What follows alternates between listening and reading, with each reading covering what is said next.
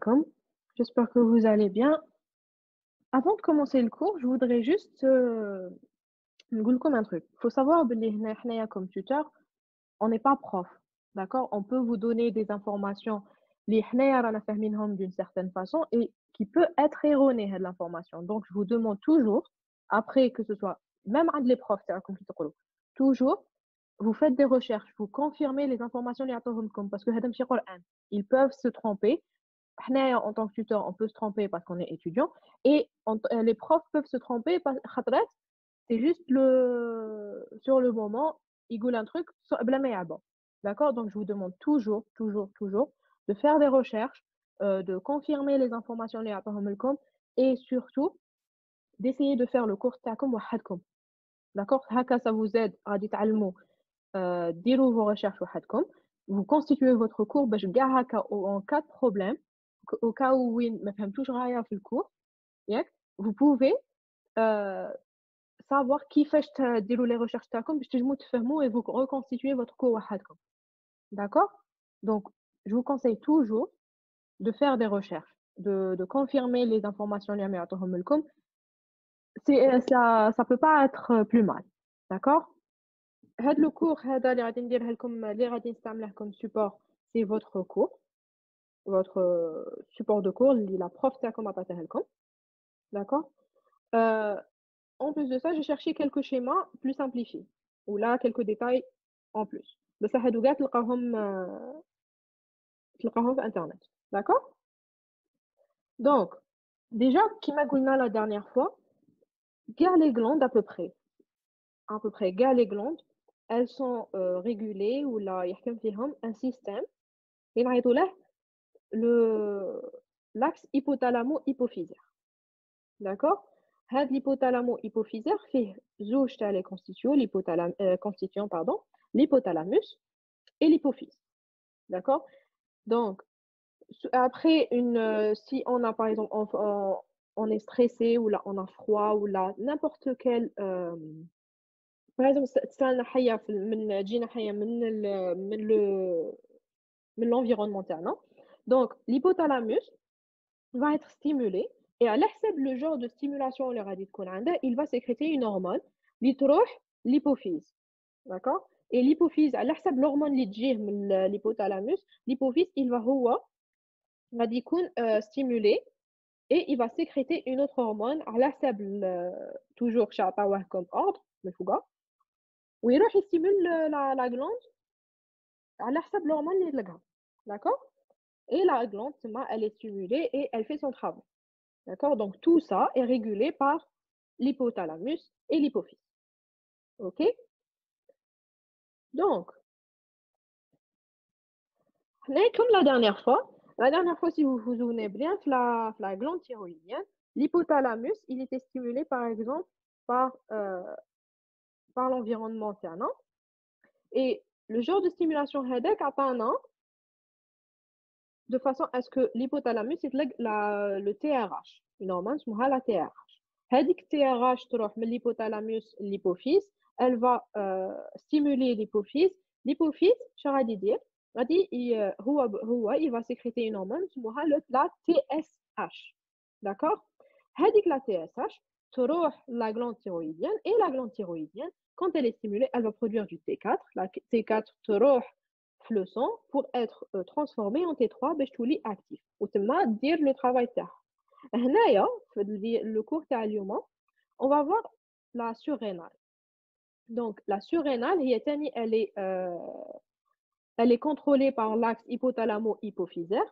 Donc l'hypothalamus غادي il va sécréter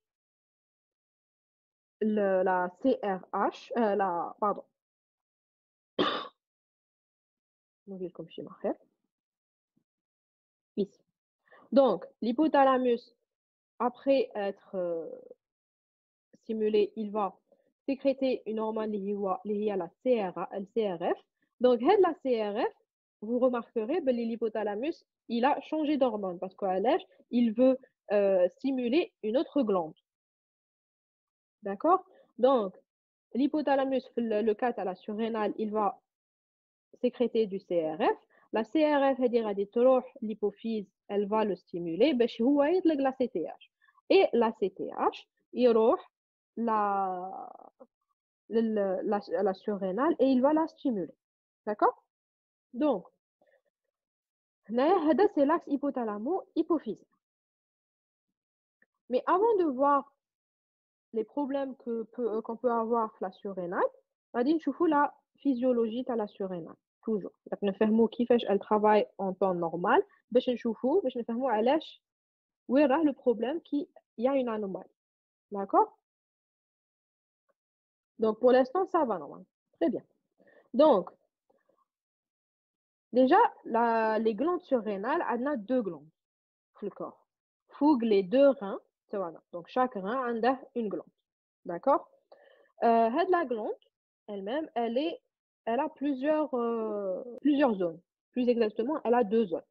D'accord? Elle a une première zone qui est externe.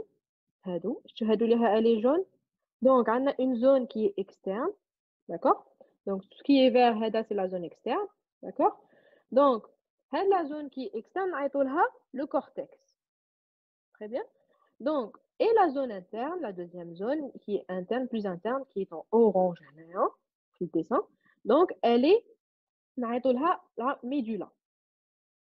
D'accord? Donc, là, la médula, on a le cortex. Bien sûr, comme on a deux zones, chaque zone a le travail taha. D'accord? Donc, on a premièrement le cortex. Donc, la surrénale a deux zones, zone cortex. Et la deuxième zone, il y a la médulaire. Donc, le cortex, on a trois zones. Donc, voilà, les trois couches dans le cortex. Vous voyez? Les zones. Donc, les trois zones, chacune a un isme. La zone glomérulée, on a la zone fasciculée, la zone glomérulée est la plus externe, la zone la plus externe. On a la zone fasciculée, qui est la glomérulée, et elle est la forme moyenne. Puis, on a la zone réticulée qui est plus interne. Donc, on a de l'extérieur vers l'intérieur la zone glomérulée, la zone fasciculée et enfin la zone réticulée. Le plus interne, il y a la zone médulaire, dit moi la zone réticulée. D'accord? Donc, chaque zone a son propre travail. D'accord? Donc, on a la zone glomérulée, des hormones, les minéralocorticoïdes. La zone fasciculée, des hormones, les glucocorticoïdes. Et enfin, la zone réticulée, des hormones, les androgènes. D'accord? Ce qui nous intéresse le plus, les trois zones, c'est surtout la zone glomérulée et la zone fasciculée. D'accord? Donc, la zone glomérulée, elle va sécréter les minéralocorticoïdes et la zone fasciculée, elle va sécréter les glucocorticoïdes. D'accord? Donc, nous allons les zones, les glucocorticoïdes et les minéralocorticoïdes. Très bien. Donc, maintenant, on va voir plus en détail. Comme on l'a dit, la glande surrénale, elle est constituée de deux zones.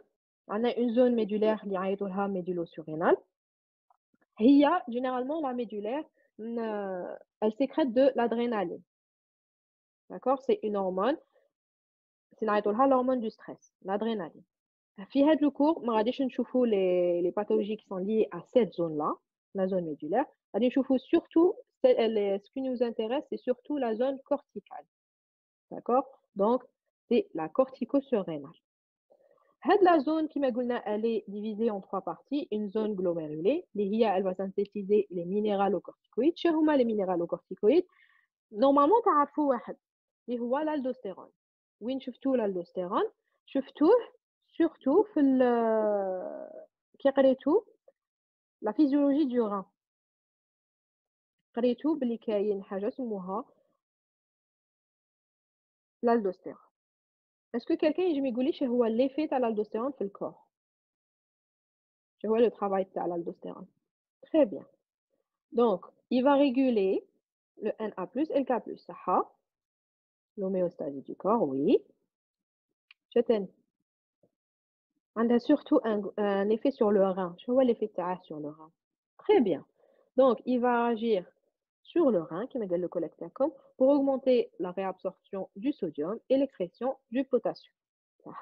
دونك هنا سي l'aldostérone. شنو هو l'axe اللي يدخل فيه l'aldostérone؟ كاين حاجة دونك شفتوها surtout في la rénine angiotensine aldostérone في le système rénine angiotensine aldostérone. D'accord? Donc l'aldostérone عندك surtout معروف surtout sur l'effet تاعه sur le rein وين il va augmenter la réabsorption du sodium et il va ثاني augmenter l'excrétion du potassium. Très bien. Après, on va aller sur la zone fasciculée. La zone fasciculée, معروفة la synthèse des glucocorticoïdes. Les glucocorticoïdes, je ne pense pas déjà شفتوهم, اللي هي principalement la cortisol. La cortisol, si شفتوها كي قريتو على les glandes en première année physio, oui, première année physio, قريتو على endocrinien, système endocrinien, شفتو على le cortisol. Donc, pour vous rafraîchir la mémoire, la cortisol, elle a des effets vraiment variés sur le corps.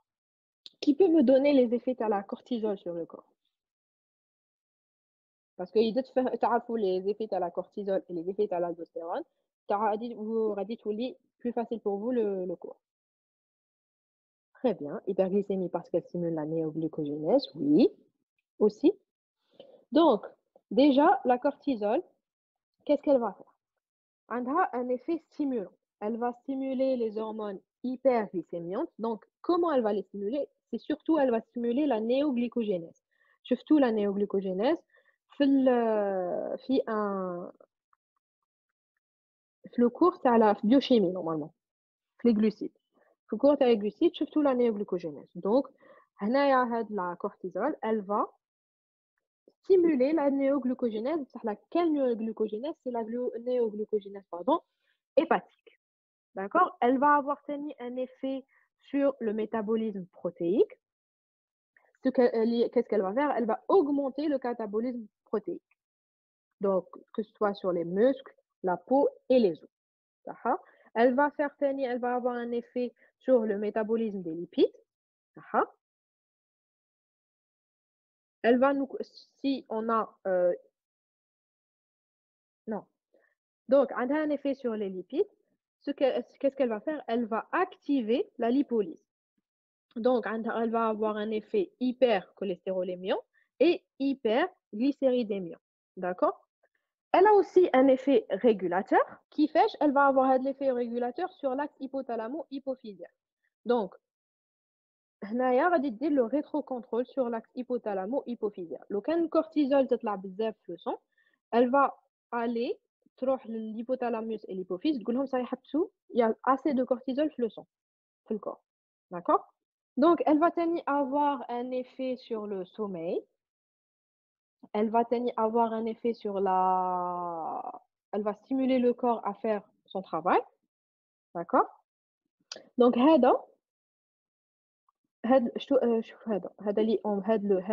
je vous conseille تحفظه. Parce que لو كان تحفظوا هذا تعرفوه نيشان, vous allez plus avoir de problème la suite en cas de باش تفهموا la suite du cours. D'accord? Donc, quand on a la cortisol, qu'est-ce qu'elle a comme effet? Elle a un effet métabolique, elle a un effet anti-inflammatoire. C'est pour ça que nous avons des anti-inflammatoires, on dit les corticoïdes. D'accord? Elles vont mimer l'effet anti-inflammatoire qu'a la cortisol. D'accord? Qu'est-ce qu'ils vont tenir? Elle va avoir un effet sur la vasoconstriction, donc sur le système cardiovasculaire, elle va augmenter la vasoconstriction. D'accord? Elle va avoir un effet sur l'hydroélectrique qui fait, elle va aider à la réabsorption du Na et à la sécrétion du K+. Elle va avoir un effet sur le système nerveux central. La cortisol, c'est grâce à elle, une régulation du sommeil, d'accord? Si on a trop de cortisol, on va pas pouvoir dormir. Au contraire, si on n'a pas assez de cortisol, on va trop dormir, si vous voulez. D'accord? C'est un peu. Donc, on a tani une réponse. La cortisol, tani, elle répond généralement au stress. Parce qu'elle, qu'est-ce qu'elle va faire? Elle va activer les mécanismes de défense dus au stress. Quand on est stressé ou là, quand on est fi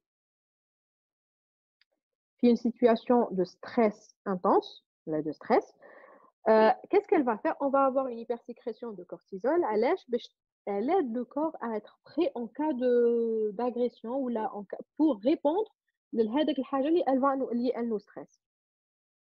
D'accord? Donc, هادو c'est à peu près les effets تاعها. Donc, il faut savoir que la cortico-surrénale, عندها deux zones. Les deux zones qui nous intéressent, c'est la zone fasciculée et la zone glomérulée. La zone fasciculée, قلنا تعطينا le cortisol, d'accord? Et la zone glomérulée, تعطينا l'aldostérone. Normalement, بلا ما نقول لكم, تعرفوا qu'est-ce qui va stimuler la zone glomérulée باش تصنع لنا l'aldostérone. هذه قريتوها. قلتها غير قبيله. Qu'est-ce qui va faire que la zone fasciculée, la zone glomérulée sécrète de l'aldostérone. Très bien. Donc, on va avoir avec le système rénine, angiotensine, aldostérone. Les radiologues, donc on a la rénine, l'angiotensine et l'aldostérone. L'angiotensine 2 va aller sur la zone glomérulée, elle va l'activer. La zone glomérulée, elle va sécréter de l'aldostérone. D'accord? Donc, la zone glomérulée, c'est pas vraiment le système, l'axe hypothalamo-hypophysaire, il va contrôler la zone glomérulée. L'hypothalamo-hypophysaire va يدخل surtout la zone fasciculée. Donc, la zone fasciculée, elle va être stimulée par l'axe hypothalamo-hypophysaire. هنايا اللي يدخل l'axe hypothalamo-hypophysaire. D'accord? C'est très important. Il faut comprendre que l'axe hypothalamo-hypophysaire, il ne va pas activer la zone glomérulée, mais juste la zone fasciculée. Donc, il va activer la sécrétion de cortisol et non la sécrétion d'aldostérone. La sécrétion d'aldostérone, elle est activée par un autre système, le système rénine, angiotensine, aldostérone. Donc, l'axe hypothalamo-hypophysaire, il va contrôler la cortisol. Donc, est-ce que là, comme tu m'as une égard, très bien. Encore désolé pour la réunion, il y a eu un problème, la réunion s'est coupée, on a dû refaire une autre réunion. Donc, est-ce que vous voulez qu'on continue ou je suis à vos collègues le temps de la réunion? Alors, je pense le nombre اللي كنا فيه عاودنا ولينا فيه اللي كانوا donc عاودوا c'est bon, donc on reprend ça. Ouais. Donc, je me suis arrêtée, que l'axe qui va contrôler la cortisol, la sécrétion de cortisol, et l'axe qui va contrôler la sécrétion d'aldostérone. Il faut savoir que, je vais reprendre ce que j'ai dit, pardon. L'aldostérone, la sécrétion d'aldostérone, elle est contrôlée, elle n'est pas contrôlée par l'hypothalamus et l'hypophyse, mais plus contrôlée par le système rénine, angiotensine, aldostérone. D'accord? Donc, le système rénine, angiotensine, aldostérone va, donc la rénine, plus exactement la rénine 2, va aller activer ou stimuler la corticosurrénale, plus exactement la zone glomérulée de la corticosurrénale, qui va, elle, sécréter de l'aldostérone en réponse à la stimulation de SRA. Donc, l'aldostérone, qu'est-ce qu'il va faire? Il va faire une réabsorption du Na+, et la sécrétion du K+, oui, fait le tube contourné distal, d'accord? Donc, HEDA, c'est le système qui contrôle l'aldostérone, la sécrétion de l'aldostérone. Pour ce qui est de la cortisol, il y a le système hypothalamo-hypophysaire. L'axe hypothalamo-hypophysaire, il va contrôler la sécrétion de cortisol, donc il va activer la zone fasciculée de la cortico-surrénale. D'accord? L'IHIA, elle va sécréter de la cortisol. Donc, l'hypothalamus va être stimulé par le stress. Généralement, c'est le stress qui va stimuler l'hypothalamus, l'hypothalamus ici. D'accord? Donc, l'hypothalamus, il va être stimulé par le stress. Donc, en étant stimulé par le stress, il va sécréter une hormone سموها la CRH. Donc, la CRH, pardon, stimuler l'hypothalamus, l'hypophyse, pardon. L'hypophyse gérée تحته. Je suis à تحته, d'accord? Donc, la CRF va stimuler l'hypophyse. L'hypophyse, elle va sécréter de la ACTH, l'hormone ACTH.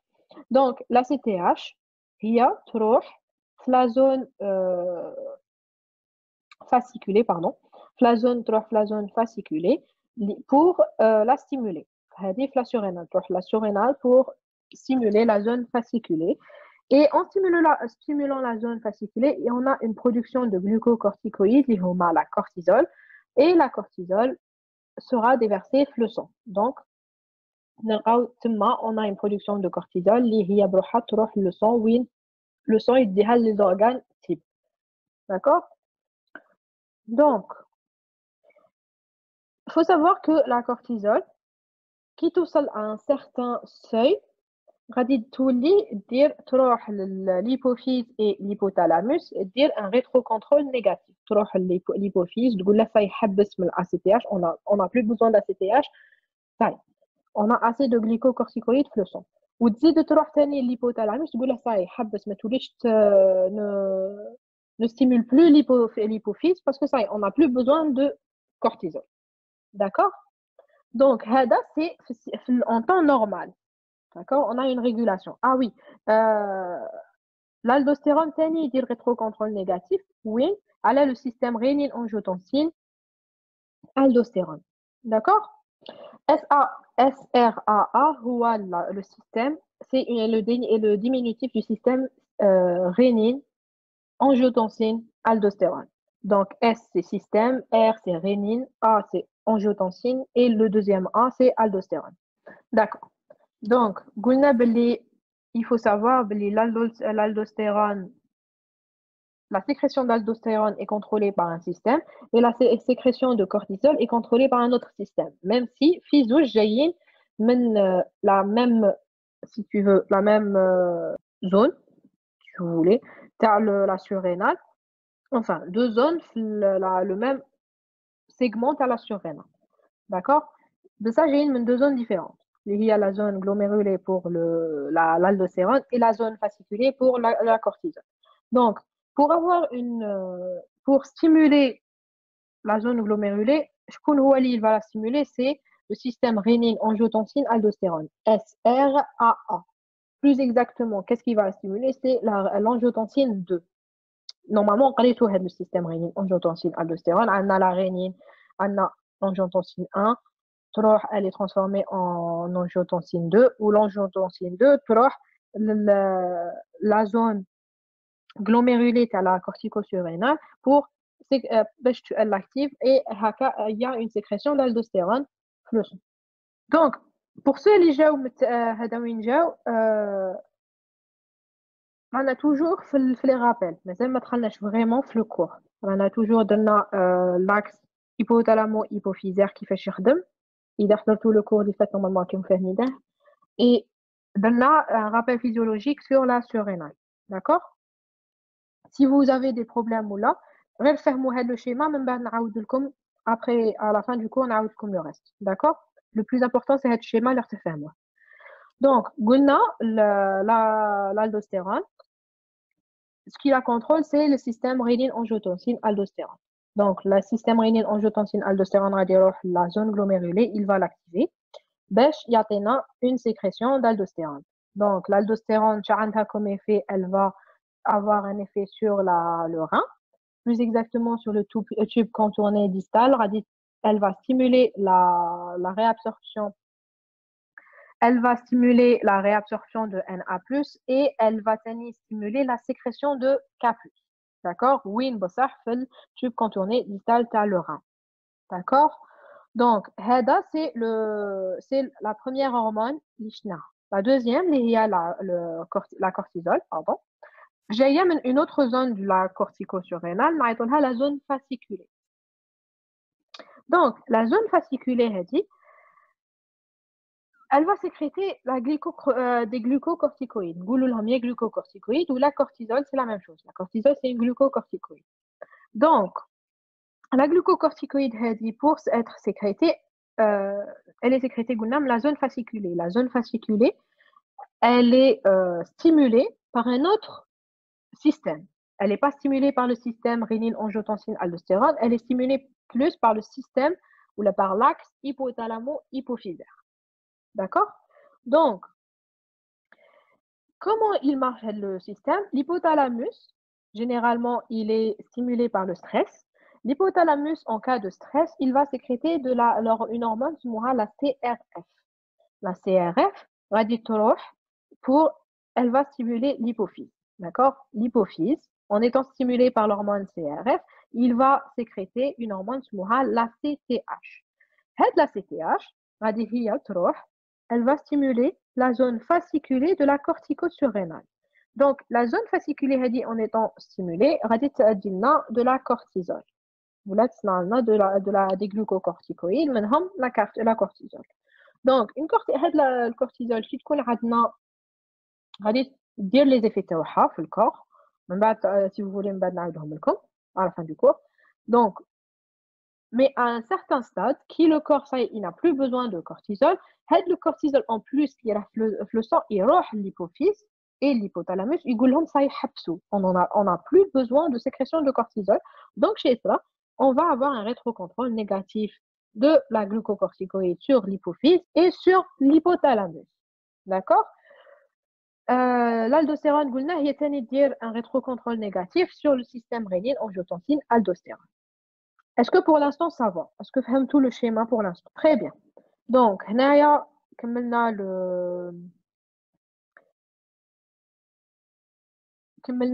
le rappel sur la physiologie de la surrénale, surtout la physiologie de la cortico-surrénale.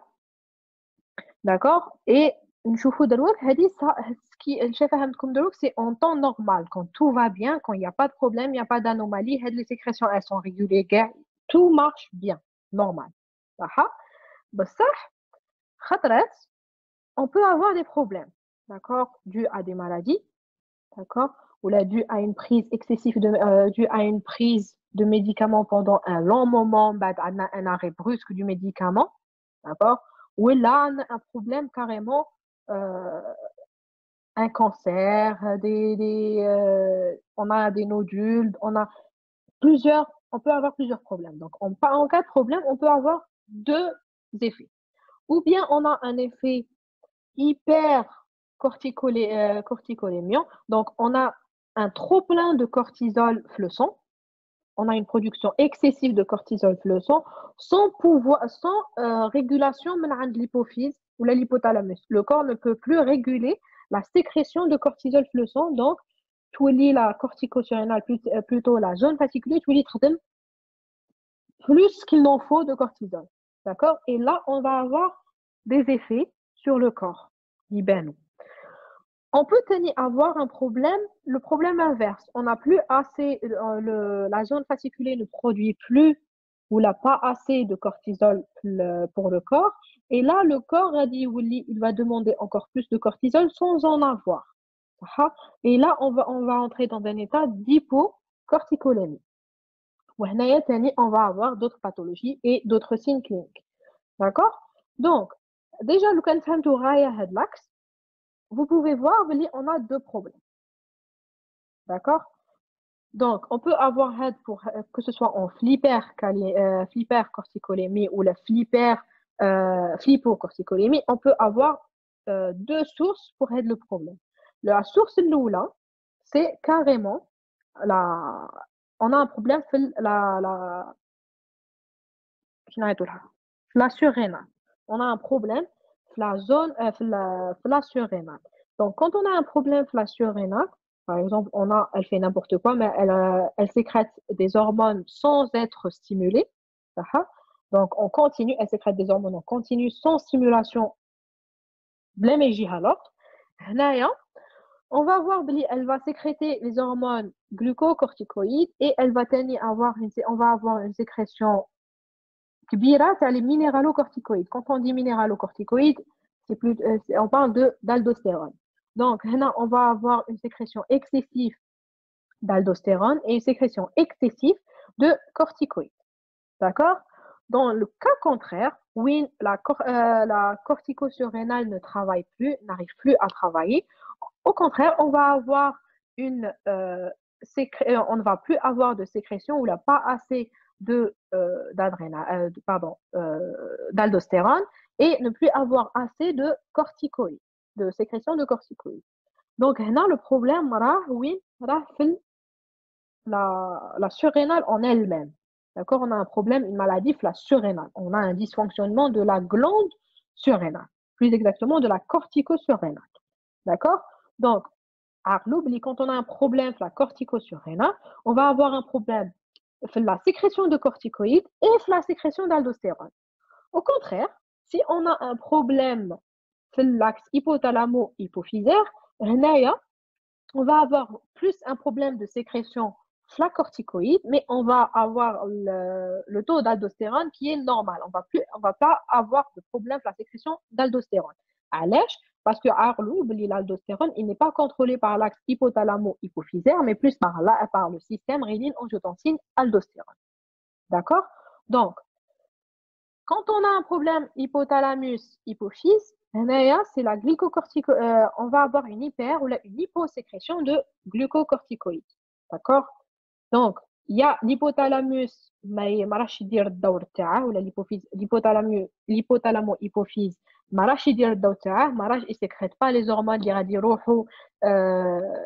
il stimule la zone fasciculée, ou là, au contraire, il sécrète trop d'hormones, ils vont stimuler en continu la zone fasciculée. Donc, on va avoir surtout un problème sur le rétrocontrôle négatif.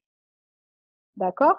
Qui a une hypersécrétion d'hormones corticoïdes due à un problème hypothalamus-hypophyse.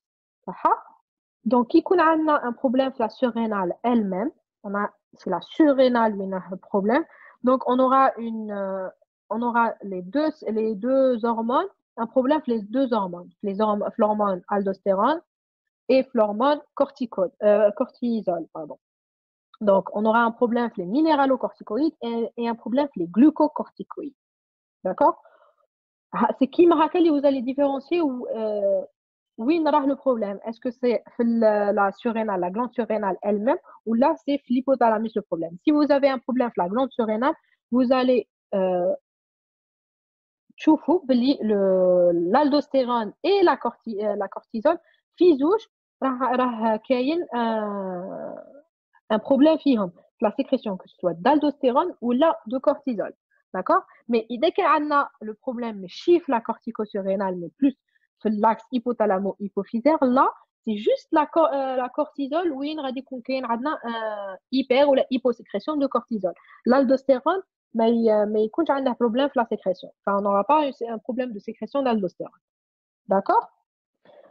Donc, est-ce qu'une zone peut être affectée et l'autre non? Ou là, en général, les deux? Ça, c'est une bonne question, mais à l'ARSEM, le cours, ça peut être faux, il faut vérifier. Généralement, c'est les deux qui sont, c'est la corticosurrénale où il y a un problème FIA. C'est la zone corticosurrénale.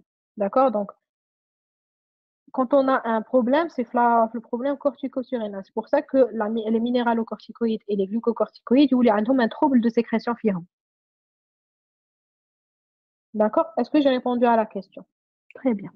Donc, c'est bon. On termine les problèmes donc, le reste va être plus facile pour vous parce que surtout le plus gros du cours. Donc, alors, نبدو déjà في déficit surrénalien. On a insuffisance surrénalienne. Donc, l'insuffisance surrénalienne. Donc, on a une insuffisance surrénalienne. Il y a deux genres d'insuffisance. Donc, les pathologies qui on a une insuffisance surrénalienne ou là une hypercorticolémie. D'accord? Donc, il y a un déficit في la production de cortisol ou là au contraire عندنا une hyper production de cortisol. D'accord? Donc l'insuffisance surrénalienne, elle peut avoir deux formes. Une forme qui est lente ou là une forme qui est aiguë. Donc, il faut savoir que la forme aiguë, elle est d'installation brusque.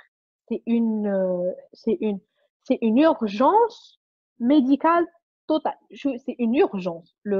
En cas d'insuffisance surrénalienne aiguë, c'est une urgence médicale. D'accord? L'insuffisance surrénalienne lente, elle est plus d'installation euh,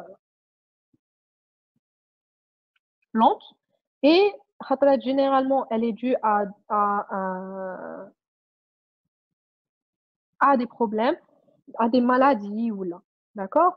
Donc, اللي غادي تشوفوها vraiment بزاف, c'est surtout lente parce que il y a plusieurs cas.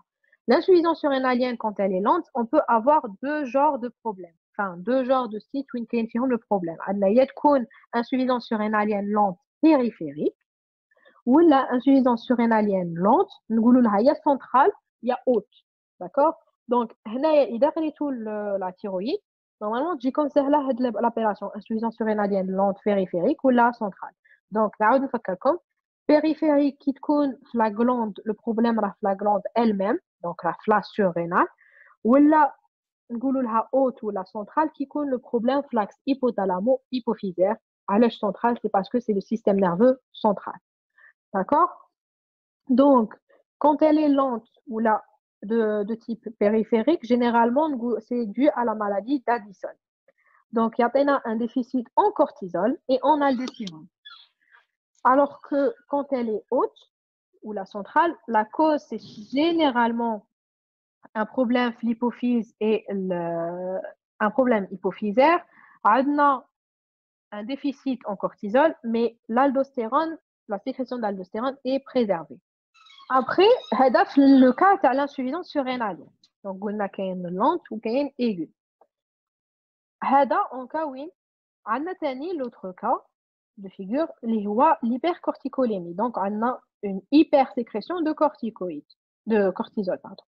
Donc, l'hypercorticolémie, elle est de deux types. On a deux types d'hypercorticolémie. On a ACTH indépendant ou la ACTH dépendant. هنايا على حساب الاخر على بالكم بلي لا سي تي اش سي une hormone اللي elle est sécrétée par l'hypophyse. D'accord? Donc il y a le problème راه جاي من l'hypophyse, donc c'est l'ACTH هو اللي on a une hypersécrétion d'ACTH, donc automatiquement on a une hyperstimulation تاع la zone fasciculée تاع la cortico-surrénale ويعطينا une hypercorticolémie. Au contraire, خاطرات ce n'est pas le problème مراش l'hypophyse. D'accord? Donc, le problème, surtout la surrénale, elle produit de la cortisol. La CTH, ACTH, hypercorticolémie, ACTH indépendant. D'accord? La CTH dépendant, le syndrome, généralement, c'est le syndrome de Cushing. Donc, le syndrome de Cushing, d'accord? Est-ce que pour l'instant, ça va? Vous avez des questions? Alors, l'insuffisance surrénalienne lente. Déjà, elle est due à une hyposécrétion. C'est la CTH dépendant et indépendant. Vous allez plus en détail. Une hypercorticolémie à ACTH indépendant et à ACTH dépendant. La CTH, c'est l'hormone, elle est diffusée par l'hypophyse. Elle stimule la surrénale. La cortico-surrénale. Donc, l'hypercorticolémie, elle est due à un problème hypophysaire, à de la CTH, donc la surrénale, elle est tout le temps stimulée. Ou là, elle n'est pas due à l'hypophyse, parce que la CTH marche, pourtant la surrénale, elle produit le cortisol. D'accord? Vous allez voir plus en détail le reste. Non, l'insuffisance surrénalienne, c'est le problème la surrénale elle-même, comme il le problème l'hypothalamus hypophyse. D'accord? L'insuffisance surrénalienne lente, donc déjà, il faut savoir qu'elle est due à une hyposécrétion d'hormones glucocorticoïdes et minéralocorticoïdes. D'accord? C'est l'insuffisance surrénalienne. Alors, elle est généralement rare. Elle peut être grave, voire mortelle. صح؟ علاش elle peut être mortelle à cause de problèmes d'insuffisance surrénalienne aiguë. D'accord? Donc, généralement, elle est sous-diagnostiquée. علاش? Parce que حنايا, on utilise les corticoïdes comme anti-inflammatoires. D'accord? Si on les utilise pendant un long moment, ben, à un certain moment, le corps يتعود ما يخدمش. que ce soit la glande ou la l'hypophyse, يتعودوا بلي ماشي هما غادي يخدموا دونك غادي يدخلوا في ان ايتا وين يحبسوا كاع ما يولوش يخدموا باسكو علاش لي كورتيكويد هادوك غادي يدوا لبلاصه تاع الكورتيزول صح غادي هما يديروا خدمتهم بصح une fois qu'on arrête le traitement ben si on arrête le traitement aux corticoïdes brusquement sans passer par des paliers ben هنايا on va avoir un problème d'insuffisance surrénalienne. علاش؟ parce qu'on va pas donner le temps la surrénale et l'hypophyse باش يعاودوا يولوا يخدموا صح؟ donc et هنايا on peut tomber في l'insuffisance surrénalienne. C'est pour ça que quand on prend des médicaments, des corticotropes, la corticothérapie généralement, prolongée bien sûr, hein, في un moment prolongé, ben, هنايا le médecin ما غاديش يحبسها لكم تمتم غادي تطلعوا. Ça y est, une fois تبرو, vous allez toujours continuer à prendre des corticoïdes, mais de moins en moins. حتى توصلوا à un certain moment وين تحبسوهم بصح ما تحبسوهمش directement parce que là غادي تولوا عندكم une insuffisance surrénalienne. D'accord? Donc voilà pourquoi elle est généralement sous-diagnostiquée parce que généralement elle est secondaire à une corticothérapie. Donc alors que si on peut avoir une insuffisance surrénalienne aiguë, mais c'est les cas graves. Donc, on a carrément une défaillance cortisolique et aldostéronique aiguë. On n'a plus d'aldostérone et de corticoïdes. Le corps qui troll en détresse. Ça y est, il حوس على le cortisol ou l'aldostérone, بصح ما يلقاهمش. Et là, ça peut être grave حتى au point où il est mortel si c'est pas pris en charge rapidement. Si la prise en charge n'est pas assez rapide. Donc, l'insuffisance surrénalienne périphérique, c'est une cause qui est généralement surrénalienne. Le problème à la surrénale elle-même, généralement, on a la maladie d'Addison qui touche à la fois le cortisol et l'aldostérone. Donc, on a un déficit en cortisol et on a un déficit en aldostérone. Alors que l'insuffisance surrénalienne haute, ou l'ingulha centrale, elle a plus une cause centrale. Donc, c'est l'hypophyse qui ne fait pas son travail. D'accord? C'est une cause hypophysaire et la plus fréquente, c'est dû à un arrêt brusque de corticothérapie prolongée. D'ailleurs, elle est secondaire à une prise de médicaments et un arrêt de médicaments brusquement. D'accord? Dans ce cas, qui elle est haute, généralement, la sécrétion d'aldostérone, elle est préservée. D'accord? On a juste un problème de la sécrétion de corticoïdes. Donc, pour ce qui est de la périphérique, elle peut avoir plusieurs étiologies, plusieurs causes, même pas du tout. Donc, هنايا غادي تشوفوا le tableau clinique ou le diagnostic.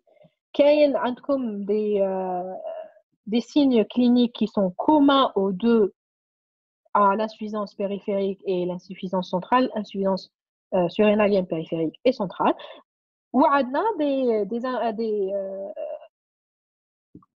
des signes qui sont propres à chaque insuffisance. D'accord? Donc, pour ce qui est des signes communs, le tableau, c'est la prof, je vous conseille de حفظه. D'accord? Parce que c'est vraiment important. Donc, quand vous pouvez, ça y est, vous n'avez pas le choix, vous devez تحفظه. D'accord? Donc, les signes communs, généralement, c'est une asthénie, une anorexie, un amaigrissement, une amyotrophie, une hypotension orthostatique, un trouble digestif type nausée.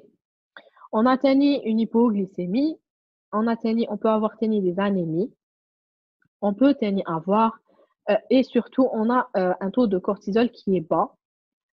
non ou peu stimulable par synactène.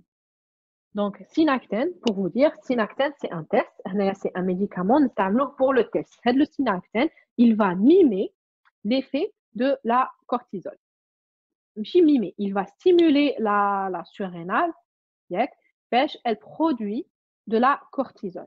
Si on a un problème qui soit périphérique ou central, la stimulation au synactène, généralement, elle est la production de cortisol due à une stimulation au synactène, elle est généralement il y a basse, il y a non stimulable, ou là, vraiment très peu stimulable. Je pense que j'ai vu une question sur l'amyotrophie, c'est ça. Donc, l'amyotrophie, c'est une atrophie qui va toucher surtout le muscle. Le muscle va perdre de son volume, d'accord? Mais jusqu'au point où il mais dire, d'accord. Il y avait quoi comme question? La deuxième question, c'était quoi? Et je pense que c'était orthostatique, hypertension orthostatique. Bon, donc l'hypertension orthostatique, hypotension, pardon, orthostatique, on a une perte de tension, une hypotension, due au passage, donc, qui كيكونوا متكسلين ونوضوا brusquement. Donc, نكونوا متكسلين ونفوتوا directement نوضوا نوقفوا. Donc, là, on va avoir une hypotension et on va aller avec sensation de malaise ou couche. D'accord? Donc, il y a hypotension orthostatique. C'est dû au changement de position. D'accord? Donc, قلنا عندنا hypoglycémie, anémie, nanana, et stimulation synactène, donc qui est basse. Après, on a l'effet du synactène. Le synactène, c'est un médicament, généralement, les napos, quel genre de problème on a. Est-ce que c'est un problème euh, de cortisol, pardon. Est-ce que la cortisol, elle est stimulée ou pas? D'accord?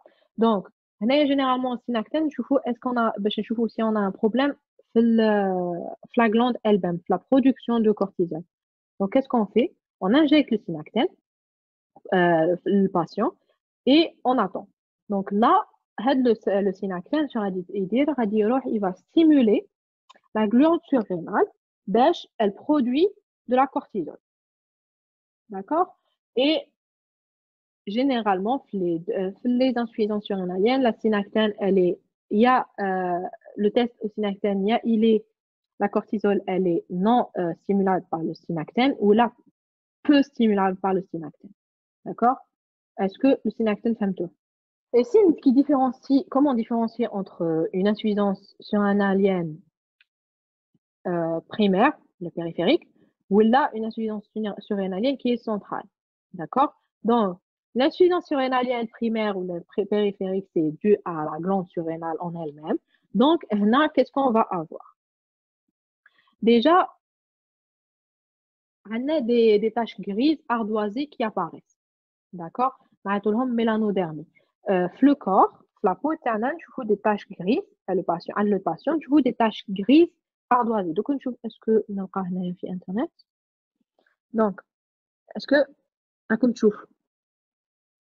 donc ça, c'est une mélanodermie. D'accord? On a des taches grises qui vont apparaître sur le corps. D'accord? Regarde. Ça, c'est une mélanoderme. Ça dit bien, c'est une mélanoderme. D'accord? Donc, déjà, on a une mélanodermie. On a tenu l'insuffisance surrénalienne primaire toujours, hein, on a surrénal. Le problème avec la surrénale. Donc, on a une mélanodermie. On a tenu une hyponatrémie à l'âge. On a قلنا باللي كي يكون البروبليم بريمير في لا surrénale, on a tenu un problème ماشي غير في la sécrétion de cortisol mais aussi في sécrétion d'aldostérone. D'accord? Donc quand on a un problème de sécrétion d'aldostérone, là on peut avoir une hyponatrémie. D'accord? Et on voit tenir qu'il y a une hypercalémie parce que l'aldostérone il va stimuler la réabsorption de. Donc, il va l'aldostérone. L'aldostérone, il va stimuler la réabsorption de Na+, et il va stimuler la sécrétion de K+. Donc, quand on n'a pas assez d'aldostérone, ben, on va, ou donc on va avoir un problème de la natrémie et un problème de la kaliémie. D'accord? On va avoir un problème d'hyponatrémie et un problème d'hyperkaliémie. On va tenir à avoir un taux d'ACTH qui est élevé. Pourquoi? Parce que la surrénale ne répond pas à la stimulation de l'hypothalamus-hypophyse. Donc, qu'est-ce qu'il va essayer? Il va essayer d'augmenter l'hypophyse, le corps. Il va essayer d'augmenter la sécrétion d'ACTH. Ici, il stimule plus la surrénale. Pourtant, ça ne marche pas. Ce qui fait qu'on va avoir un taux d'ACTH qui est élevé. Un taux d'aldostérone qui est très bas, d'accord? Et un taux de rénine qui est très élevé. علاش parce que il faut savoir que la rénine elle va entrer en jeu on a une sécrétion d'aldostérone. Pourtant l'aldostérone il va faire un rétrocontrôle négatif sur la rénine. Quand on n'a pas assez d'aldostérone le sang, il va pas pouvoir faire avec le rétrocontrôle sur la rénine. Donc on va avoir une sécrétion toujours de rénine avec une diminution de sécrétion de l'aldostérone. D'accord? C'est l'explication de les signes. D'accord? Et on peut avoir des signes qui sont associés à l'étiologie, donc associés à la maladie. On peut, par exemple, avoir des maladies auto-immunes. D'accord? Donc, ça, c'est dans le cas de la surrénalienne, de l'insuffisance surrénalienne qui est primaire. On peut avoir une insuffisance surrénale qui est centrale, donc qui est due à l'hypophyse. Dans ce cas, on va plus avoir une pâleur cutanéo-muqueuse plutôt qu'une mélanodermie. Le patient va être très pâle, d'accord? On va avoir une hyponatrémie de dilution qui va être, on va avoir une hyponatrémie. On va avoir une kaliémie normale, d'accord? Et on va avoir une ACTH qui est normale, voire basse. D'accord? On va avoir l'aldostérone et la rénine à taux normal. Pourquoi? Parce que quand le problème vient de l'hypophyse, l'aldostérone n'est pas touchée. L'hyperkaliémie, hyper et kaliémie. Kaliémie, c'est K+. Hypersécrétion de K+. On a un taux élevé d'ion K+. D'accord? De l'ADH. C'est quoi l'ADH? Je pense que l'ACTH, vous voulez dire ACTH. Donc, on va on va avoir une hyponatrémie de dilution qui est due à un taux d'ADH qui est élevé. On va avoir une kaliémie normale parce que l'aldostérone, il est normal. On va avoir un taux d'ACTH, il est normal, il est bas. D'accord? Et il y a l'aldostérone et rénine à taux normal parce que l'aldostérone, puisqu'il n'y a pas de problème de la sécrétion d'aldostérone, automatiquement, on ne va pas avoir de problème sur le rétrocontrôle négatif mais à la rénine. D'accord? On peut avoir des signes associés à l'étiologie. Il y a une insuffisance anti-hypophysaire. On peut avoir un syndrome tumoral qui est dû à une tumeur de l'hypophyse. D'accord? Donc, on va passer aux examens. Donc, on va avoir plusieurs examens. On va demander aux patients de faire un ionogramme et un hémogramme. Donc, les examens, je ne vais pas m'étaler dessus parce qu'ils ne sont pas spécifiques à la, comment dire, ils sont pas spécifiques à la pathologie. Donc, je vous conseille, Ida, vous voulez avoir plus d'infos sur les examens, dites-nous des recherches. Mais ce qui m'intéresse le plus, c'est surtout les examens زوجين.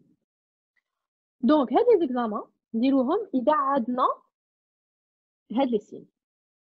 إذا عندنا هاد le tableau clinique, إذا عندنا هاد les signes, qu'est-ce qu'on fait? On va demander aux patients de faire des examens qui sont spécifiques. Donc, au cas où comme la preuve, au cas où le décès est positif. Qu'est-ce qu'elle veut dire par décès? C'est diagnostic clinique. Au cas où le diagnostic clinique est positif, on va demander aux patients de des examens. Diagnostic de certitude, généralement, on va doser les hormones. Mais si le cas, si on suspecte une insuffisance surrénalienne, on commence le traitement sans avoir les résultats, d'accord? Juste au cas où. Donc, on va doser les hormones qui m'a la cortisol et tout. Donc, généralement, comment on va mesurer la cortisol, le taux de cortisol? On va généralement la mesurer entre 6 heures et 8 heures du matin. D'accord? À l'âge, parce qu'il faut savoir, le cortisol, elle est sécrétée heures, enfin, à heure précise. À l'âge, généralement, elle est sécrétée à l'heure du réveil à taux très élevé. D'accord? Et à l'heure du coucher, à taux très bas. Elle est sécrétée à l'heure du réveil à taux très élevé, باش يعاوننا نوضو. D'accord? Et le corps تاعنا, il est prêt à faire ce qu'il doit faire, comme tâche dans la journée. Et تولي تطلع حتى à 6 heures, بعد تولي تهود بشوية بشوية بشوية بشوية حتى à l'heure du coucher vers le soir, وين تكون basse, باش نجمو, on va avoir plus de facilité à dormir pour ne pas avoir de problème de sommeil. Même بعد, plus نقربوا من l'heure du réveil, donc entre 6 et 8 heures, là, la cortisol تعاود تطلع. D'accord? Donc, on va mesurer le taux de cortisol dans le sang entre 6 heures et 8 heures du matin. Pourquoi? Parce que la concentration de cortisol, je le redis, elle est très élevée avec le laps de temps. Donc, oui, on a une insuffisance surrénalienne qui, la cortisolémie, elle est inférieure à 30 nanogrammes par millilitre. D'accord? Donc, je ne sais pas si vous savez, mais l'ADH, c'est un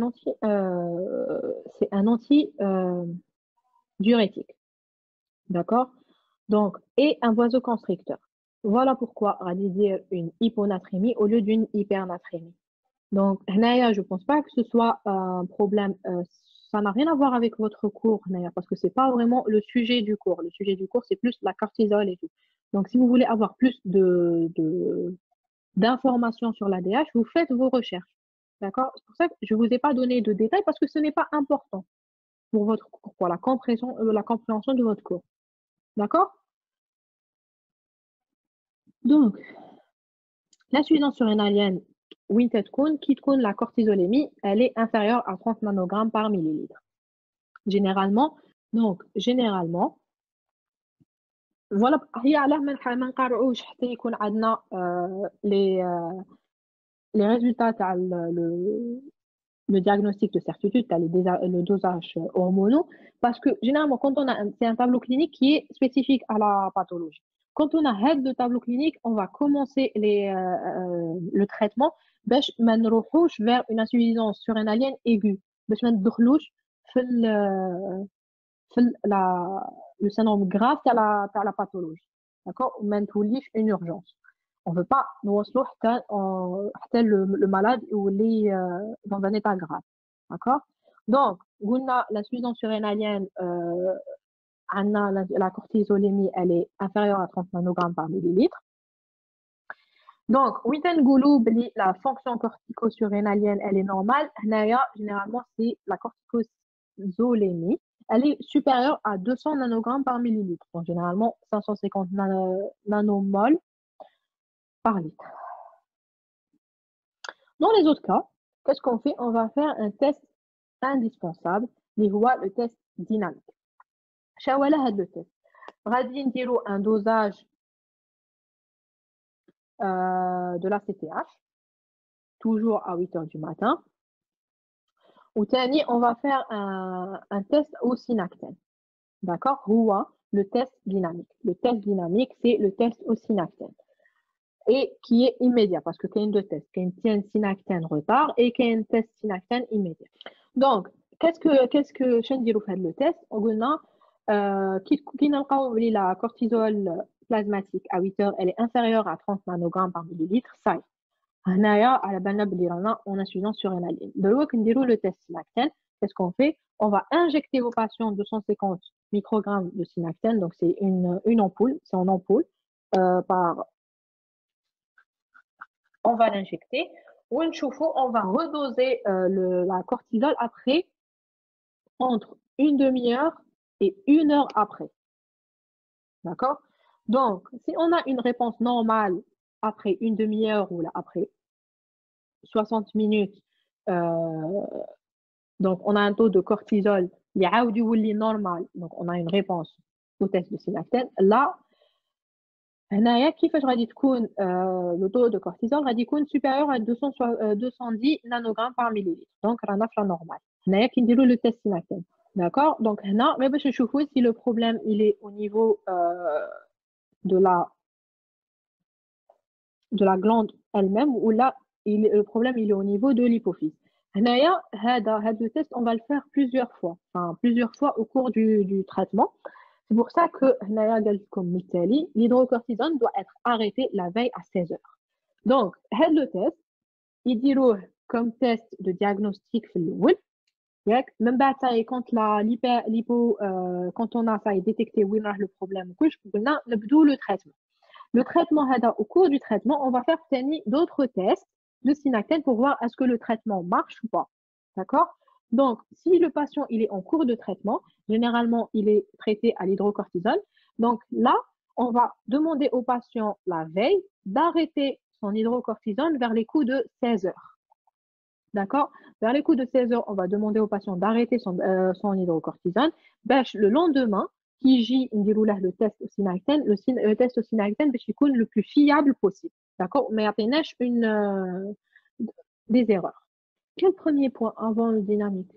Tenez le point là qui va aller utiliser parce qu'il y a plusieurs points.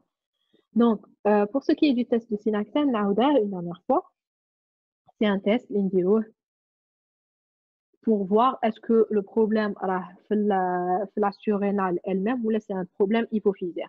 Qu'est-ce qu'on fait? On va injecter le synactène, le produit. Qu'est-ce qu'il fait le produit? Il va stimuler la glande surrénalienne, plus exactement, il va stimuler la production de cortisol. Le test il est concluant, donc nous fermons le problème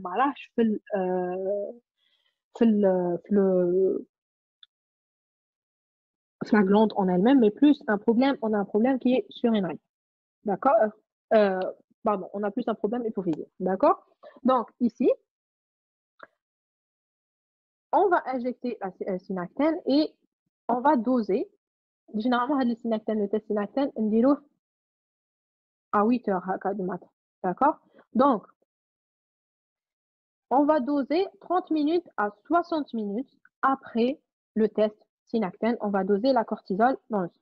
Donc, si on a une réponse normale de cortisol après 30 minutes ou la 60 minutes du test synactène, là, on commence le traitement.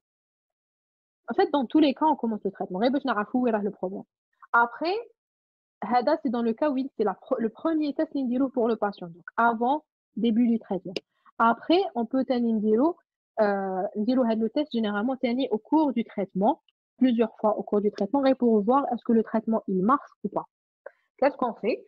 On va procéder à la même chose. Le seul point qui va différer, c'est qu'on va demander au patient d'arrêter l'hydrocortisone à 16 heures la veille. Donc, 16 heures, vers 16 heures du soir, de l'après-midi, le patient il le traitement. D'accord? On peut faire le test le lendemain à 8 heures. Et il conclure. Donc, on fait un diagnostic étiologique. Généralement, les étiologies à la pathologie, elles diffèrent. Qui compte d'origine basse ou la d'origine haute. D'origine basse ou la périphérie, c'est la même chose. Donc, qui compte généralement une insuffisance surrénalienne lente d'origine basse, donc le problème la surrénale en elle-même. Là, on peut avoir une maladie d'Addison. Donc, c'est une maladie qui est auto-immune. On peut avoir une lésion massive des deux surrénaliennes. Donc, c'est un problème. Les deux surrénaliennes sont touchées par, je sais pas, c'est des lésions. On a des lésions, les deux surrénaliennes, ce qui fait qu'elles ne font pas leur travail. On peut avoir des troubles congénitaux de l'hormone synthèse. De l'hormonosynthèse, donc c'est des troubles congénitaux. On peut avoir le problème suite à un traitement par anticortisolique de synthèse, qu'on a في l'hyper كنا في l'hypercalémie cortisolémie درنا traitement et هذاك le traitement il nous a causé une insuffisance surrénale. Très bien, ça. Donc, Tani, on peut avoir une insuffisance surrénale due au traitement.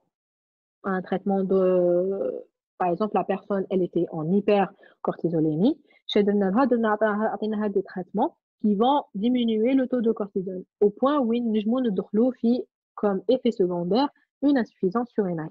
D'accord? Donc, ça peut être dû à une chirurgie, la surrénalectomie bilatérale. On va enlever les deux surrénales. Automatiquement, on va avoir une insuffisance surrénale. Qui est d'origine basse. Qui est d'origine haute, là, l'insuffisance, c'est une insuffisance hypophysaire globale, parce que c'est l'hypophyse qui ne fait pas son travail. On a une insuffisance de l'hypophyse. L'hypophyse ne fait plus son travail normal. Ça n'est pas guère la partie de l'hypophyse, c'est juste la partie antérale, parce qu'il y a deux parties de l'hypophyse. Donc, on peut avoir une surrénalectomie unilatérale. Surrénalectomie bilatérale, on a enlevé les deux surrénales. Unilatérale, c'est une des deux, d'accord? Parce que la Genefiha, on a des noms. Donc, Genefiha, un cancer, d'accord? Ça peut être d'origine dû à une corticothérapie qui est à long terme. D'accord? Donc, après, on peut avoir dans le cas où il y a une insuffisance corticotrope post-corticothérapie. Donc, la personne était sous corticothérapie. Après l'arrêt du traitement, on a un freinage corticotrope. Là, la personne ou là, le corps تعود tellement au traitement qu'à un certain moment, le corps ne fait plus son travail. Qu'il a sous le traitement, ça y est, le corps il est toujours en état de pause. وهنا ندخلوا في l'insuffisance surrénale. D'accord? Donc, oui, on a une insuffisance corticotrope post-corticothérapie, donc post-médicament, post-thérapie. On a un freinage corticotrope comme d'autant plus important que corticothérapie, parce que la corticothérapie, qu'est-ce qu'elle fait? Le corps a dit il يركز على le traitement اللي غادي نعطوه له ما يوليش يدير ses propres mais il va plus sécréter ses propres hormones. D'accord? Donc, oui, ça qui تكون عندنا une corticothérapie qui est à forte dose, quand on prend de fortes doses de corticotropes, ou là, qui تكون la corticothérapie, elle est prolongée dans le temps. Ça peut aller entre 3 à 6 mois, etc. Donc, qu'elle soit systémique ou là locale, on peut avoir une insuffisance.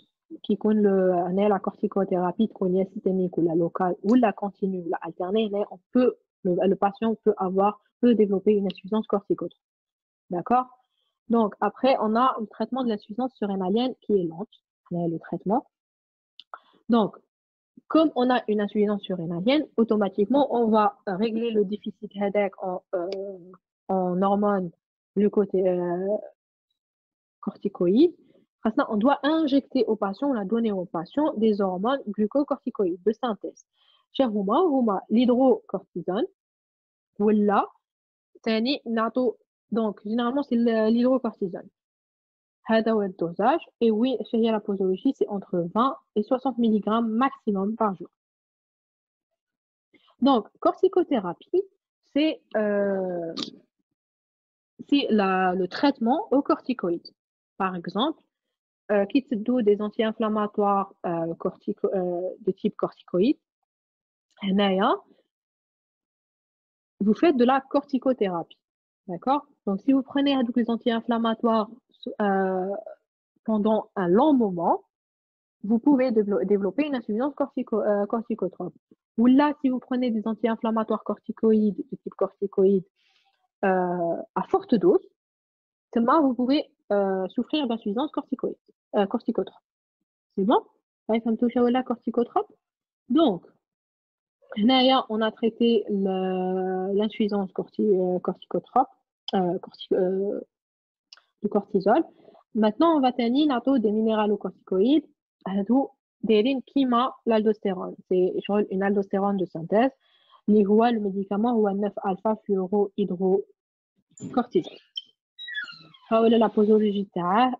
Et il faut savoir qu'il est 100 fois plus actif que l'AC pour le maintien du métabolisme hydrominéral. D'accord? Il est 100 fois plus actif que l'hormone normale. D'accord? Donc, il faut savoir qu'en cas d'insuffisance surrénalienne, généralement, c'est un traitement de substitution qui est à vie pour l'équilibration.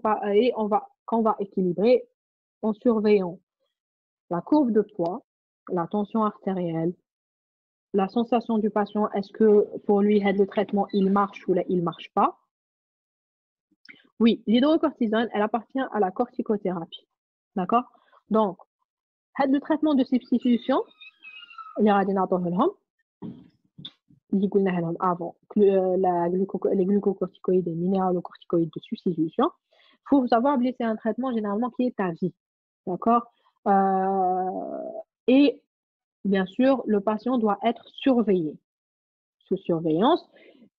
On va surveiller le patient déjà est-ce que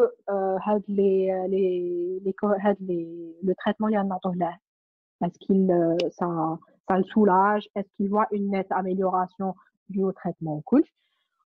On voit par exemple si on va changer de dosage à le poids du patient, bien sûr, et à l'accepter la tension artérielle. On va surveiller la courbe de poids du patient, on va surveiller la tension artérielle du patient, on va demander au patient s'il se sent mieux après quand il prend des médicaments. Donc, et on va répéter le yanogramme, qu'il soit sanguin ou la urinaire. Donc, on va répéter tout le temps les examens cliniques. Biologiques, pardon. On va tout le temps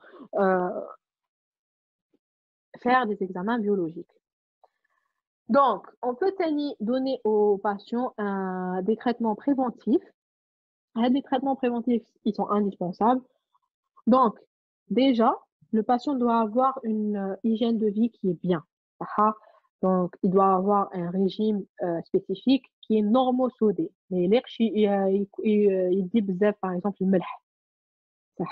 Mais il dit pas assez de melh. Il est normal pour ce qui est de le melh. ندو تاني نعطوه un traitement étiologique en cas par exemple de tuberculose. D'accord? On va traiter l'étiologie. Et surtout, on va éduquer le patient. Parce que l'éducation, tout traitement doit se baser sur l'éducation du patient. Parce que le patient, quand il فهموش نيشان علاه راه يشرب هذا التريتمون علاه الاخر ما غاديش يولي يديه نيشان. يعني جا ما يديش نيشان ولا كيشرب يحبس ويعاود يشرب يحاول يحبس لك تفهموه بلي هذا التريتمون سي ان traitement qui se prend à vie et qui est très important. D'accord? Donc, en cas de dose de traitement HACA par exemple, il tombe malade. Les corticoïdes, ils ont un effet anti-inflammatoire. Donc, en cas de maladie ou la agression intercurrente, qu'est-ce qu'on fait? On va doubler les doses du traitement. Après passage de la maladie hédique, on va faire un retour progressif aux doses antérieures, donc aux doses normales. Donc, quand il tombe malade, on va doubler les doses. D'accord? Mais une fois que sa maladie soit passée, qu'est-ce qu'on fait? On va faire un retour aux doses antérieures, donc aux doses avant de tomber malade, mais pas brusquement. On va faire un retour qui est progressif par palier. Avant. D'accord? Donc, il faut savoir que généralement, les patients hadou, ils doivent toujours porter ils doivent معاهم partout une carte d'additionnel. نقول لها carte additionnelle. باش علاش هاد لا carte au cas où ils diront un malaise ou ils diront un truc, au moins ça va aider le patient باش يعرف باللي شنو هما les signes annonciateurs تاع يبدا la décompensation aiguë. Et تاني نعرفوا باش le public ولا هذاك la personne qui يلقاوه يعرفوا directement بلي هاد le malade il souffre d'insuffisance surrénalienne, donc automatiquement on va نشوفوا est-ce qu'il souffre عنده les signes تاع une insuffisance surrénalienne aiguë تمتم باش on le traite plus rapidement et باش l'urgence باش le patient ما يموتش en cas d'urgence. D'accord. هذا هناك كملنا مع l'insuffisance surrénalienne qui est lente. Donc نشوفوا l'insuffisance surrénalienne aiguë. قلنا بلي c'est une urgence médicale absolue, c'est une urgence qui entame le pronostic vital. Donc elle va entamer l'urgence. Il faut savoir que le pronostic vital de le patient il est mis en jeu parce qu'à l'âge, on a une installation qui est brutale. Elle peut causer un collapsus cardiovasculaire. Donc, elle altère l'état de conscience parce que la personne, je me trouve l'inconscient, donc elle perd connaissance. Donc, elle cause une déshydratation et généralement, elle est favorisée par les circonstances étiologiques, par exemple par les maladies avant. D'accord. Il faut savoir que si vous êtes devant un insuffisant surrénalien aigu, le traitement doit être administré immédiatement, pas attendre. Il faut que le traitement s'administre immédiatement, mais qu'il n'y ait ni test, ni rien du tout. Vous lui donnez son traitement direct. D'accord. C'est après l'irradiation des tests. Donc, on fait un test synactène, donc un test au cortico. Donc, la prof comment on pratique un test de fonction corticotrope après un arrêt d'une corticothérapie. Parce que je trouve est-ce que après arrêt de corticothérapie, est-ce que le patient est normal. Déjà, il faut savoir que la corticothérapie, après l'arrêt d'une corticothérapie qui est prise pendant un long moment, on va substituer le médicament les tenues douces, la corticothérapie, par de l'hydrocortisone. Donc, tous les 3 mois, on va faire un dosage de la cortisol toujours à 8 heures. Donc, si la cortisol elle est inférieure à 10 microgrammes par décilitre, donc, on va toujours on continue avec la substitution par hydrocortisone et tous les 3 mois, on fait le dosage de cortisone à 8 heures. Au contraire, si la cortisone elle est entre 10 et 19 microgrammes par décilitre, là, on fait un test au synactène. Le test au synactène, s'il est normal, la fonction corticotrope est normale, donc on fait un arrêt de substitution, tu as les HHC, donc on fait un arrêt, tu as les hydrocortisones. Si elle est anormale, là on refait le test au synactène 3 mois plus tard. Donc on continue le traitement et on refait le test 3 mois plus tard. Au contraire, si la cortisol elle est supérieure à 19 microgrammes par décilitre, là on fait un arrêt du traitement. Ça y est, le patient il n'a plus besoin d'être sous hydrocortisone. Pour l'instant, est-ce que ça va? Alors, pour ce qui est apprendre par cœur, les derniers points hadou, oui. Parce que tu aimes ça comme aléhom. Surtout le schéma et j'aime ça comme aléhom. Donc, je vous demande de. Non, mais c'est pas vraiment difficile. Je vous demande de faire mourir. De faire rien, normalement, ça va. D'accord? Donc, au cas où ça comme aléhom, vaut mieux être préparé. Fait le cas. Ça va? Les questions, niveau aucune idée. ما عارف لا les questions اللي حطهم maintenant. بصح par exemple, ينجموا يسقسوكم يعطوكم un patient, un cas clinique où le patient il a pris des corticotropes pendant une corticothérapie pendant un long moment, d'accord? من بعد يقول لكم après arrêt brusque تاع le traitement, voilà ce qu'il a eu comme signe. هنايا يقول لك qu'est-ce qu'il faut faire dans ce cas. Il y a les propositions et il dit est-ce qu'il souffre de ta. C'est le genre de questions اللي يجمو يعطوهم لكم يجمو تاني يسقسوكم على يعطوكم par exemple هاد لي سين هاد لو طابلو على قلت لكم حفظوه باسكو بهاد لو طابلو يجمو يسقسوكم منهم لي كيسيون par exemple يقول لك بلي on a un patient qui souffre بهادو donc هاد les signes communs ومن بعد يقول لك il souffre de mélanodéramie, de hyponatrémie, hypercalémie, ACTH élevé, aldostérone bas et la rénine qui est élevée. Et يقول لك de quoi souffre le patient. Donc, هنايا, vous devez dire le patient souffre d'insuffisance surrénalienne lente primaire. D'accord? Donc, c'est une question déjà ينجموا يعطوها لكم. ينجموا يقولوا لكم est-ce que في le cas tu as une insuffisance surrénalienne qui est basse, est-ce que هنايا l'aldostérone chez هما les signes tu as une insuffisance surrénalienne basse. D'accord? Comment différencier entre une insuffisance surrénalienne centrale ou la périphérique? D'accord? Donc, voilà. C'est le genre de questions qui m'a fait la thyroïde. Ils sortent comme à peu près les mêmes questions que. C'est des questions de physiopathologie qui sont généralement tout le temps. D'accord? مش عارفة parce que ما فوتناش فيه هذا l'examen. هذا تاع la surrénale ما دخلش في l'examen تاعنا parce que فوتنا حنايا كيما كيفكم غادي تفوتوا 2 examens. حنايا في l'examen تاعنا راني عاقلة بلي ما فوتناش فيه هذا. دخلت لنا لا تيرويد ما دخلتلناش سيرينال بون تنجم هاد الخطرات تدخل لكم سيرينال ما دخلكمش تيرويد ولا دخلها لكم فيزيو دونك ما ماشي باسكو حنا ما فوتناش كنتو ثاني ما غاديش تفوتوا. Très bien, donc on passe. هنايا صاي شفنا l'insuffisance surrénalienne.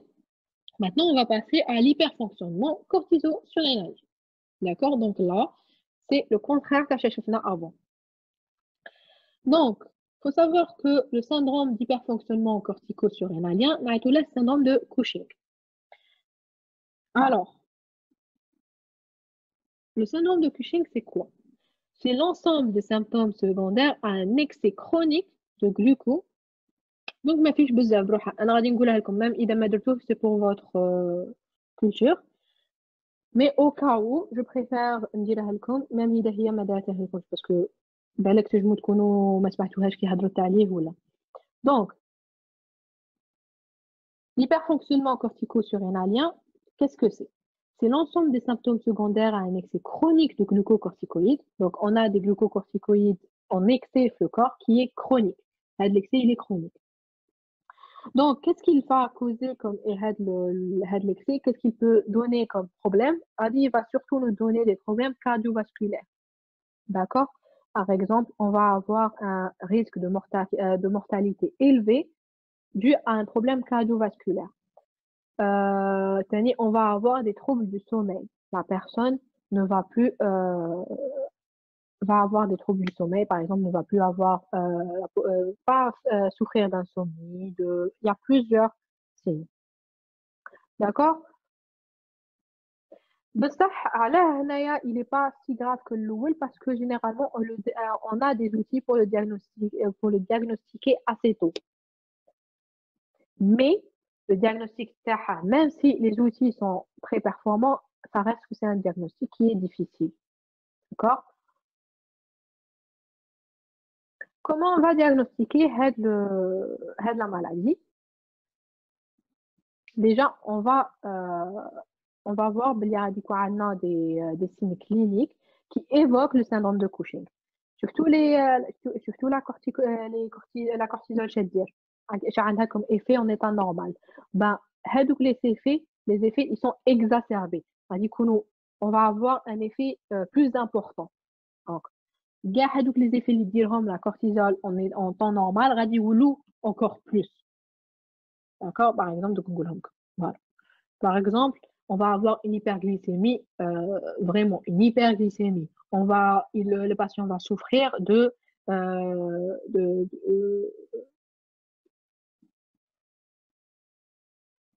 d'HTA, par exemple. Le patient va souffrir, va avoir une hyponatrémie et une hyperkaliémie. D'accord?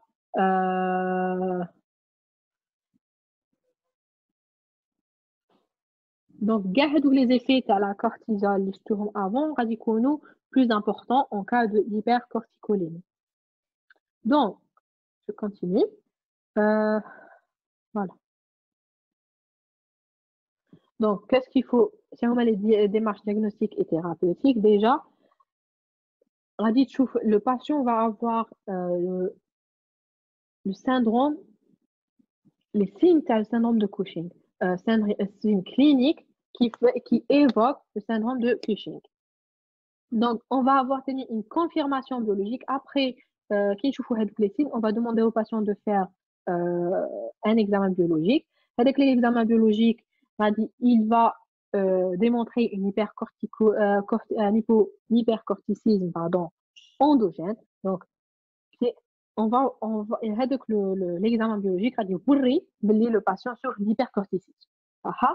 Donc, si les signes qui nous bénissent, l'hypercorticisme, l'hypercorticisme endogène. إذا les signes cliniques ne sont vraiment pertinents et on demande aux patients toujours de faire une confirmation biologique, donc là, on va avoir un hypercorticisme iatrogène. Donc, on peut avoir deux genres d'hypercorticisme, comme il y a ACTH dépendant ou là ACTH indépendant. Donc, il est mis en évidence, il peut mettre en évidence une lésion qui est responsable de l'hypercorticisme et on donne un traitement. Je pense que bien. C'est les anticortico-glucocorticoïdes. D'accord? Donc, quel genre d'anomalie on va avoir? On va avoir bien sûr une sécrétion excessive de cortisol. On va avoir une perte de rythme circadien de cortisol, de sécrétion du cortisol. La perte de rythme circadien ou de comme la cortisol, elle est régulée. Le taux de cortisol, il est régulé. Chaque heure, c'est un certain taux de cortisol. D'accord? Donc, on va perdre avec le rythme du cortisol. Par exemple, on va avoir un cortisolémie qui est élevé la nuit et basse le jour, par exemple. On peut avoir on va perdre avec le rythme, la cortisol vers 6h, 8h du matin, elle est élevée, ou la cortisol vers le soir, elle est plus basse. D'accord? On va perdre avec le rythme. Donc, on va avoir une résistance plutôt relative à la production de cortisol. Donc, le rétrocontrôle ne va plus se faire. D'accord? Même si on fait une cortisolémie, elle peut ne pas vraiment être informative. Elle peut ne pas vraiment nous donner, elle peut ne pas détecter le problème, la cortisolémie. Bon, ça, généralement, oui, on fait un diagnostic qui est excellent. Quand on fait une cortisolémie à minuit, au lieu de la faire entre 6h et 8h du matin, on va la faire à minuit. Parce qu'à minuit, c'est le taux le plus bas sur le corps. Le cortisol, c'est le taux le plus bas. D'accord?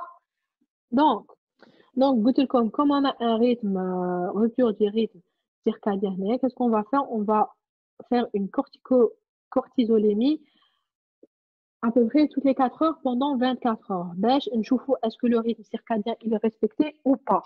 Mais quel genre de si pour détecter une rupture du rythme circadien, on va demander au patient de faire des prélèvements toutes les 4 heures pendant 24 heures, ce qui fait que le patient va aller à l'hôpital pendant au minimum une journée. On a les diagnostics étiologiques.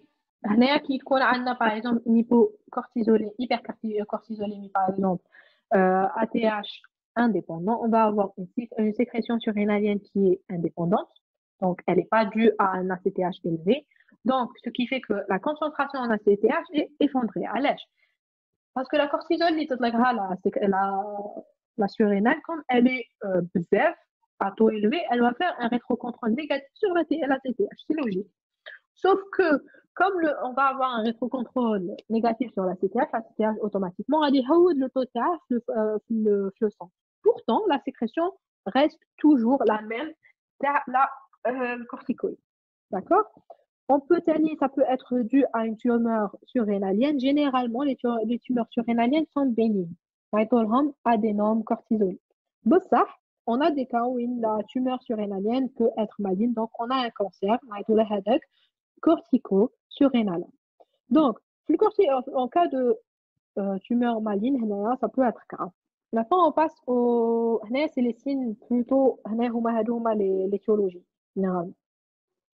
D'accord? Et les signes libéinobles, est-ce que c'est ACTH indépendant ou la ACTH dépendant? Donc, quand on a un ACTH dépendant, on a le problème, marche vraiment la surrénale, c'est plus le problème marche l'hypophyse. Donc, la surrénale, elle est stimulée par une sécrétion excessive et inappropriée d'ACTH. Donc, l'ACTH, comme il est tout le temps sécrété, euh, le rétrocontrôle n'a aucun effet sur l'ACTH. Donc, le rétrocontrôle, on a un problème avec le rétrocontrôle. On n'a pas le rétrocontrôle, donc l'ACTH est tout le temps sécrété. Comme il est tout le temps sécrété, il va tout le temps stimuler la surrénale et l'hyperstimulation, elle va nous donner une sécrétion excessive de corticoïdes, de cortisol, pardon.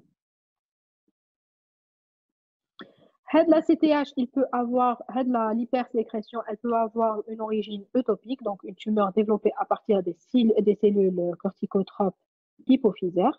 Donc, on a les cellules corticotropes l'hypophyse, on a une tumeur.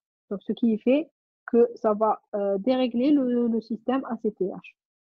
Puis, le cas, on a la maladie de Cushing. Donc, c'est une tumeur qui se développe au niveau de l'hypophyse.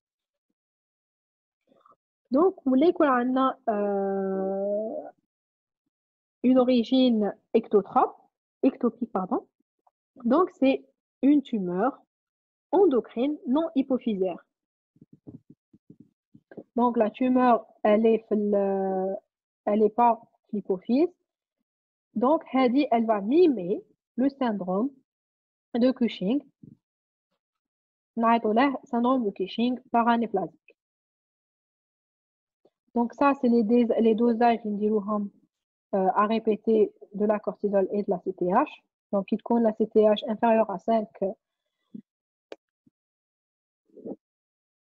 par millilitre. On va avoir un ACTH indépendant. Et là, quand elle est supérieure à 15, elle est dépendante. Donc, le syndrome de Cushing à ACTH dépendant, c'est un adénome corticotrope. C'est des micro-adénomes, des micro-tumeurs. Généralement, on trouve plus de femmes. On a une prédominance entre les femmes qu'entre les hommes. On aura plus entre les femmes qu'entre les hommes. Et il faut savoir qu'elle s'installe sur plusieurs années. Elle n'est pas détectée, elle est détectée des années après l'installation. Ça, en cas de sécrétion ectopique, donc pas un syndrome, on a le deuxième cas, une tumeur endocrine. On a une tumeur qui se développe, c'est une tumeur bronchique déjà. Il n'y a pas vraiment de prédominance homme-femme et elle est d'installation rapide et très très rapidement évolutive. Et on a des signes catabolytiques qui douent vers la tumeur bronchique. D'accord? Voilà, le cours est. Est-ce que vous avez des questions? Bon, pour ce qui est du dernier point, comme à la collecte, comme donc, c'est plus pour vos informations qu'autre chose. D'accord? Est-ce que vous avez des questions? Oui. Donc, déjà, il faut savoir que ce soit d'origine basse ou d'origine haute, on a toujours des étiologies. Les étiologies les plus fréquentes, généralement, qui sont d'origine haute, l'insuffisance surrénalienne d'origine haute, généralement, c'est la maladie d'Addison. D'accord? Ou là, il y a une lésion massive des deux surrénaliennes. Ou là, il y a des troubles congénitaux de l'hormonosynthèse. D'accord? C'est carrément des troubles des bihom. La personne a dit biha. Les synthèses la synthèse des hormones ne se fait pas normalement. D'accord? On a des troubles congénitaux de l'hormonosynthèse. Après, on peut avoir une étiologie due à un traitement par anticortisolique de synthèse. Donc, non. On peut avoir une surrénalectomie bilatérale. Donc, oui, le patient s'est vu devoir enlever les deux surrénales.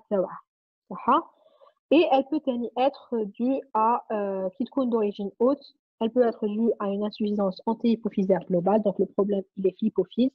L'hypophyse antérieure ne fait plus son travail. D'accord? Surrénalectomie unilatérale. D'accord? On a une des deux surrénales qui a été enlevée. Là, c'est dû généralement à cause d'un adénome. Donc, une des surrénales s'est vue, oui, c'est développé فيها un adénome. Donc هنايا ils ont dû يقلعوا لها la surrénale هذيك. Donc تبقى une surrénale تخدم mais ما تخدمش assez. Donc on est en déficit. صح؟ Donc عندنا تاني les corticotropes à long terme. Une prise de corticotrope كيما قلنا à long terme va arrêter, si vous voulez, elle va شوية كي ندو des corticotropes tout le temps et à long terme هنايا l'hypophyse ما يوليش يخدم يدخل كي نقول لك en pause il dit vacances صاي نقول لكم صاي كاين اللي عالم كاين من نجيبوا لي كورتيكويد تبعكم علاه ندير نخدم انا et donc il a du mal après à reprendre quand on fait un arrêt brusque il a généralement du mal à reprendre. Donc voilà, le cours est terminé. Merci beaucoup pour votre présence. Et نقولوا نعاود, on est des étudiants. حنا اللي نقراو comme en tant que tuteur, on est des étudiants. Donc la façon اللي نفهموكم بها, elle peut être fausse comme elle peut être juste. C'est pour ça que toujours عاودوا شوفوا les vous toujours revoyez le cours et revoyez les différents points du cours et faites des recherches pour confirmer les informations اللي نعطوهم لكم. C'est pas parce que si on vous donne une information qui est erronée, c'est parce que حنا رانا فاهمينها d'une façon qui est erronée. D'accord? C'est pour ça que toujours faites des recherches, confirmez. Même le prof, les informations il y a comme le prof, il peut se tromper. Ça arrive qu'il se trompe. C'est normal, la râle. Donc, c'est pour ça que toujours on fait des recherches. Vous devez faire des recherches, refaire le cours Wahadkom, essayer de refaire un autre cours Wahadkom. C'est toujours bénéfique pour vous. Même si les informations données sont justes, au moins, c'est à vos propres recherches. C'est à direz votre propre cours وحدكم. D'accord? On s'étend jamais. Donc, merci pour votre présence. Merci beaucoup. Et on se voit pour une autre séance, Inch'Allah. À bientôt.